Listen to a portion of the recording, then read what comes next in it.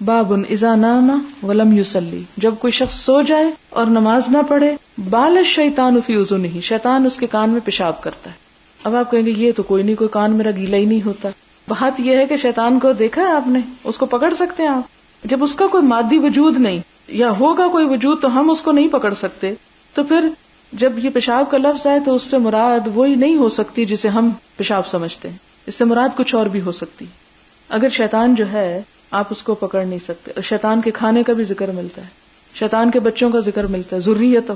اسی طرح شیطان کے ورغلانے کا ذکر ملتا ہے، قبیلے کا ذکر ملتا ہے، شیطان کے تاج پہنانے کا ذکر ملتا ہے. تو اس کی اپنی ایک دنیا ہے، جیسے اب جنات کی دنیا، جنات کا انکار نہیں کر سکتے. تو ان کی اپنی ایک دنیا ہے، ان کی دنیا میں ان کے مطابق ان کی تمام چیزوں کا سیٹ اپ ہے. اسے سمجھنے کے لیے بطور مثال لفظ تو بتا دیا جاتا ہے، اس کا یہ مطلب نہیں بنتا کہ وہ لفظ ہمارے ہی معنی رکھتے ہیں جو ہم سمجھتے ہیں چیزوں کو. اب یہ کیا مطلب ہے اس کا؟ پھر حدثنا مسدد قال حدثنا ابو الاحوص قال حدثنا منصور عن ابي وائل عن عبد الله رضی اللہ عنہ قال ذکر عند النبی صلی اللہ علیہ وسلم رجل، کہ نبی صلی اللہ علیہ وسلم کے پاس ایک شخص کا ذکر کیا گیا.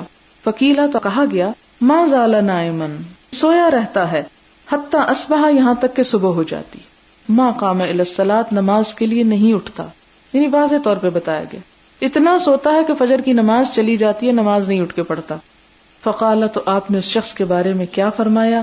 بال الشیطان فی اذنہ، کہ شیطان نے اس کے کان میں پیشاب کر دیا ہے. یعنی شیطان کا غلبہ ہے اس پر، یعنی انسان اس کے پوری طرح زیر اثر ہے. اور دوسرا معنی یہ ہے کہ شیطان اس کو روک دیتا ہے نماز اور ذکر سے. یعنی کان میں جب کوئی چیز چلی جائے تو کان بند ہو جاتا ہے، اور جب کان بند ہو جاتا ہے تو انسان بہت سی چیزوں کو پوری طرح سمجھ نہیں سکتا، جان نہیں سکتا، اور اس کو اٹھنے کی ہمت نہیں ہوتی. یعنی شیطان مغلوب کر لیتا ہے اس کو، محکوم بنا لیتا ہے اس کو، اور یعنی بہرا کر دیتا ہے اس کو، یعنی ذکر کی توفیق نہیں ہوتی. اچھا، ایک اور چیز مجھے اس کو پڑھ کے ذہن میں آ رہی تھی کہ ایسا کیوں ہوتا ہے. سوچنے کی بات ہے نا، انسان کیوں نہیں اٹھ سکتا فجر میں؟ اس لیے ہوتا ہے کہ ہم رات دیر سے سوتے ہیں، بڑی نیچرل وجہ. اب آ جائے اس بات پہ کہ رات دیر سے کیوں سوتے ہیں، کیا سنتے رہتے ہیں؟ اباطیل، باطل سے، یعنی وہ چیزیں جو شیطان کی پسندیدہ ہوتی ہیں. تو جب شیطان کی پسندیدہ چیزیں بہت زیادہ ہم سن لیتے ہیں، تو اس کا نام آپ کچھ بھی رکھ لیں، نام میں نہیں رکھوں گی. جب وہ چیزیں سنتے رہتے ہیں تو کان حق سننے کے لیے، حق قبول کرنے کے لیے بھاری ہو جاتے ہیں، پھر اٹھنا بھی بھاری ہو جاتا ہے.